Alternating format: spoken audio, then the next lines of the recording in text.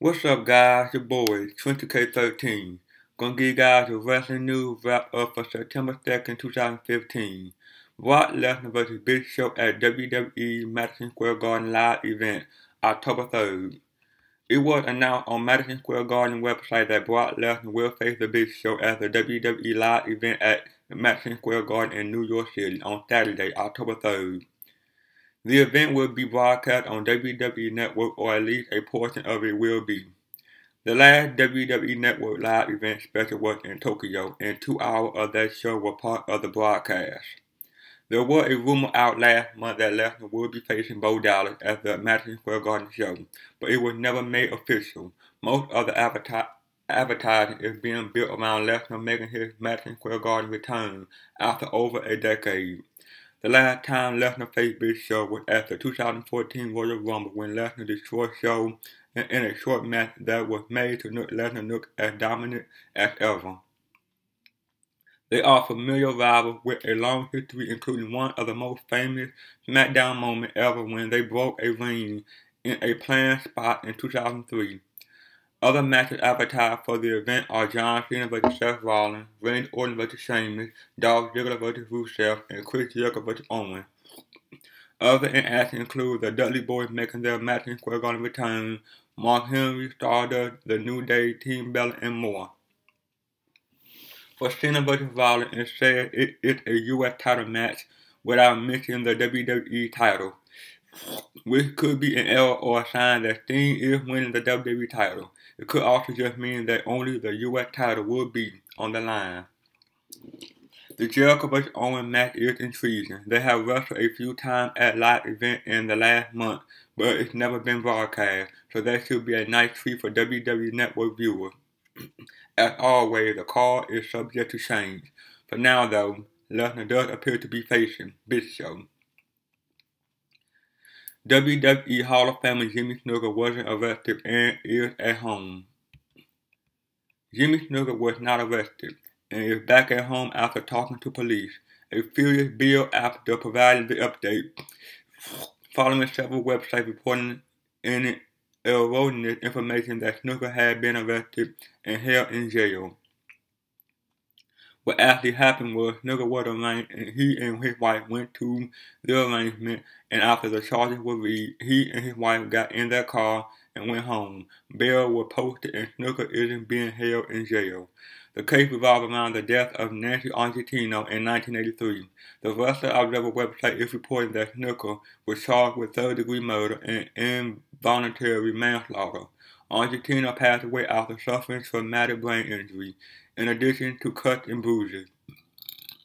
Snuka has said that she suffered the injury after slipping at the side of the road. WWE has said the following, in light of the case being back in the news, and I quote, WWE expresses its continued sympathy to the Argentino family for their loss. Ultimately, this legal matter will be decided by our judicial system. Snuka is 72 years old and has recently had a battle with stomach cancer. He is a WWE Hall of Famer, and his daughter Tamina Snuka is an active female wrestler for WWE. The Hera Cerebral alleged racist and homophobic slur surfaced. The Hera Cerebral allegedly posted Instagram and Twitter comments that could be considered sexist, racist, and homophobic. These are in addition to the Nazi image and comments that got her fired from the WWE. In the post, which have surfaced in the screenshot on a forum, the Hera says she likes all Disney princesses, apart from Tiana and the Princess and the Frog. When a follower then asked if this because Tiana is black, the Hera replied with a winky face. Furthermore, the Hera commented that Disney store having Tiana doll in stock is a sign that black parents don't buy their kids toys. In terms of the homophobic comment, the Hera uses faggot in one viral post, and I quote, when faggots talk shit on the internet all the time because they think they'll never have to face that person. Fucking coward bitches. She also uses sexist language and attack another woman nook. And I quote, I would have never guessed you were a girl until I saw your sloppy tit and the sad fact you a mother. These cruel posts are allegedly from Zara before she joined the WWE, and there are even more of them with unnecessary rude language. She was fired from WWE at the end of August after old social media posts emerged in which she posted Nazi image. She is yet to offer comment on her firing. Her boyfriend is WWE champion Seth Rollins. He is also yet to comment on the controversy. The hell first came to attention when news photo of her surfaced in February, after Rollins' then girlfriend found him cheating with her. She exposed the affair by posting the nude off Rollins' phone. That's about as much fame as Zahara ever achieved. She was never featured on WWE television, apart from a few background appearances here and there. Her lack of meaningful screen time is evident that she probably didn't have anything going for her other than a nook. She was entirely expendable, and WWE wouldn't have thought twice when it came to cutting her over the Nazi image. Bray Wyatt injured. According to Ric Flair on his most recent Woo Nation podcast, Bray Wyatt had been dealing with some kind of shoulder injury. Bray faced off with Roman Reigns in a street fight after this past SmackDown taping. Before that, he had not been wrestling much in the past few weeks.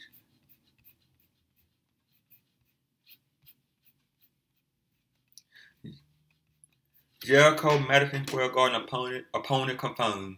WWE confirmed on Tuesday night that Chris Jericho opponent for the October 3rd Madison Square Garden WWE Network special will be Kevin Owens. WWE snubbed Mick Foley in new Attitude Era Legend merchandise. A new WWE Attitude Era Legend t-shirt has snubbed Mick Foley. Featured on the shirt are Kane, The Undertaker, The Rock, Stone Cold Steve Austin, and Triple H.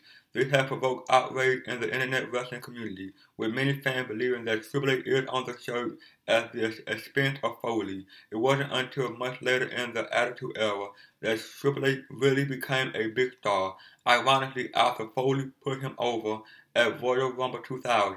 The fact is, Foley should definitely have been featured on any Attitude Era Legend product like this.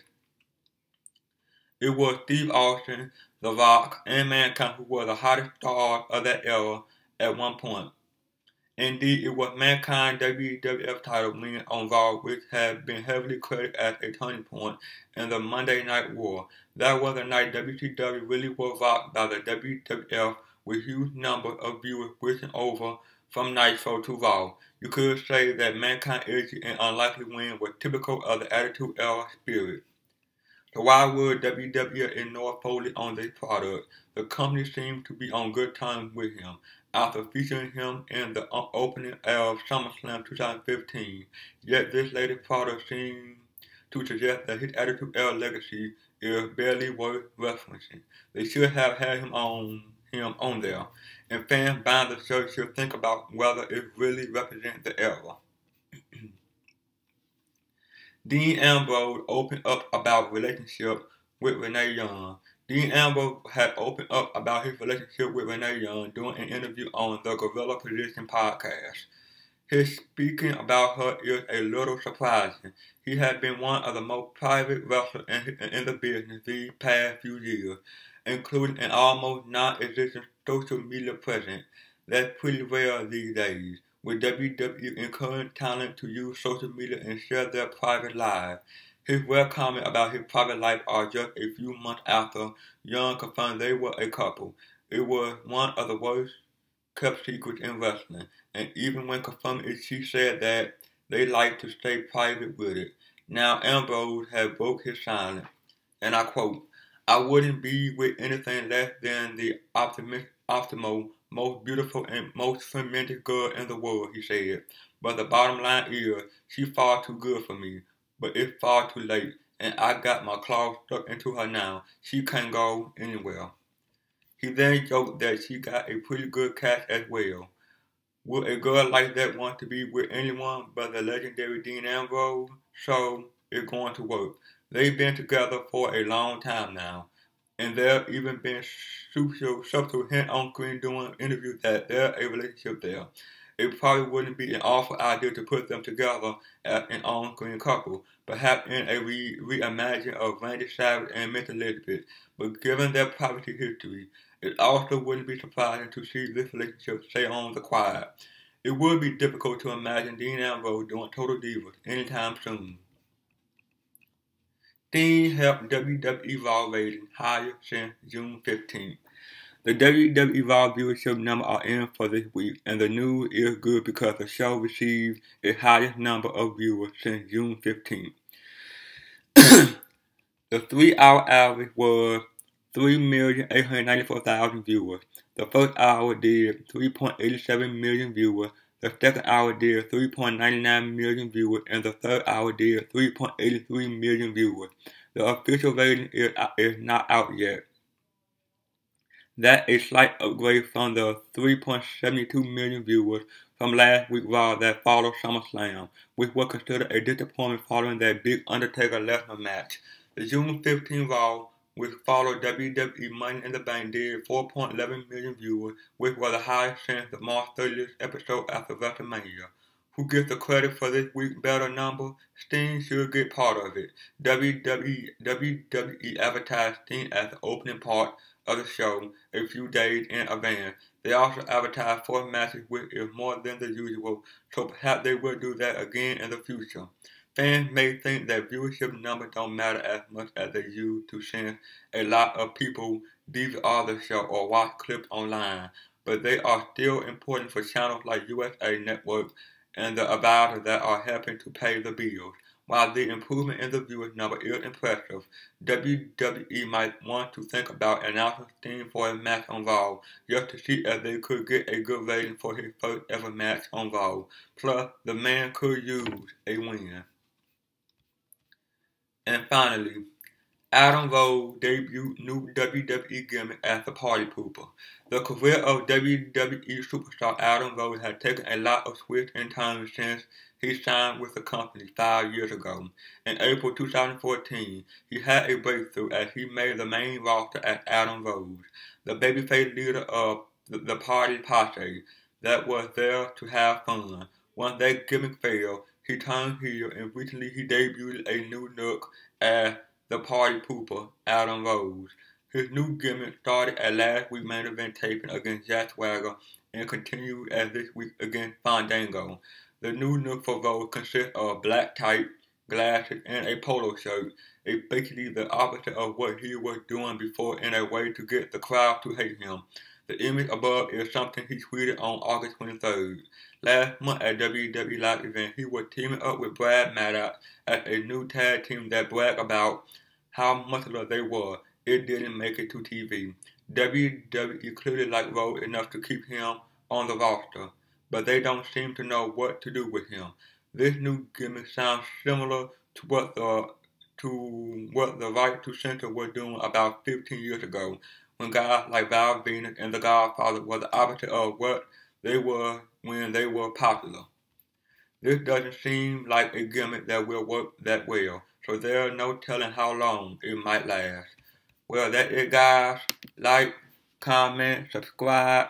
See you guys on the next one. Peace.